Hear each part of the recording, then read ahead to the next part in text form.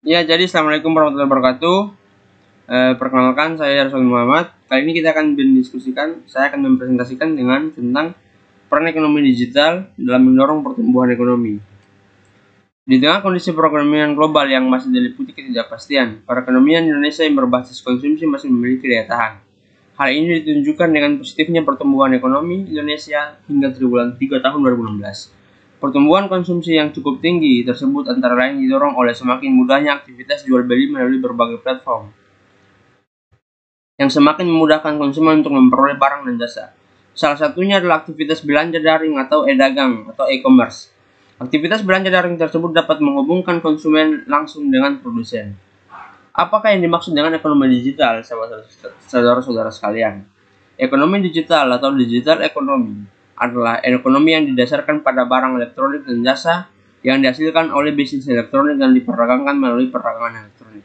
Artinya bisnis dengan produksi elektronik dan proses manajemen yang berinteraksi dengan mitra dan pelanggan yang melakukan transaksi melalui internet dan teknologi.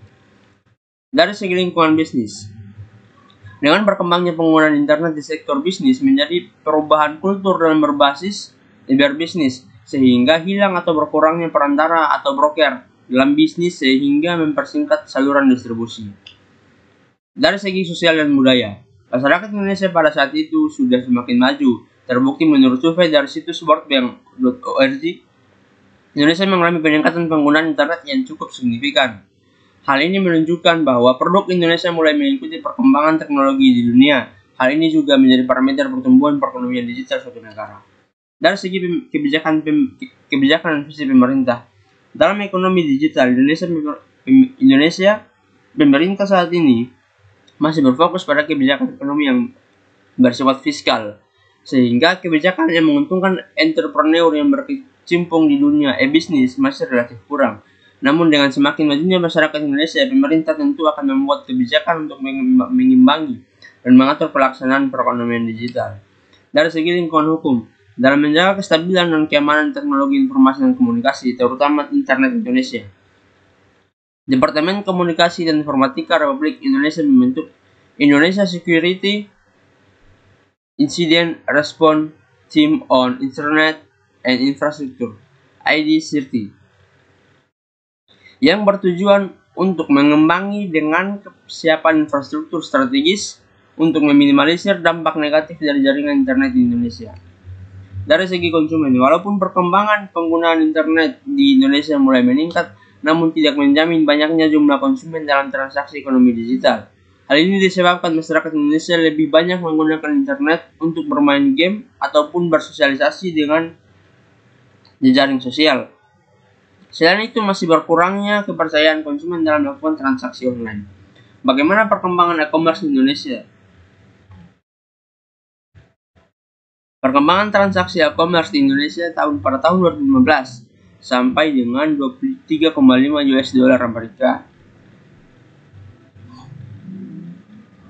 Tahun 2014 meningkat di tahun 2014 dia 2,6 miliar US dollar. Di tahun 2013 1,8 miliar US dollar.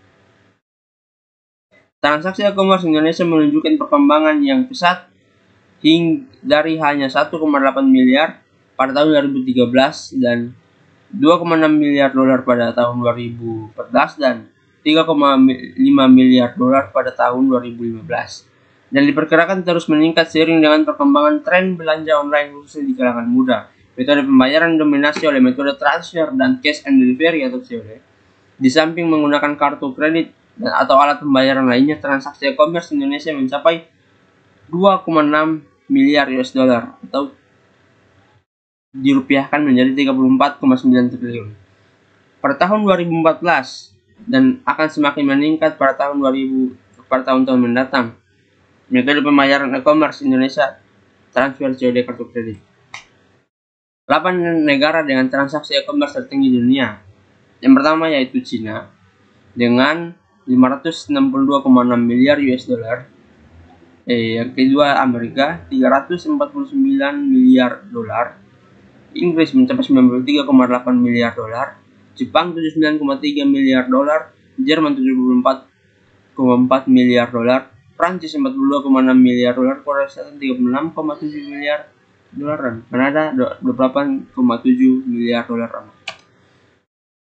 Makin berkembangnya e-commerce dan potensinya dalam mendorong UMKM menginisiasi pemerintah RI untuk menargetkan Indonesia menjadi negara yang memiliki ekonomi digital terbesar di Asia Tenggara pada tahun 2020 dengan target valuasi bisnis senilai 130 miliar dolar.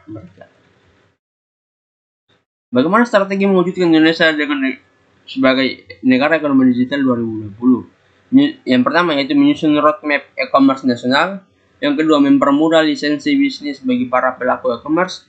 Yang ketiga, menyusun kebijakan perlindungan data pribadi serta memperkuat jaringan broadband hingga ke pelosok negeri.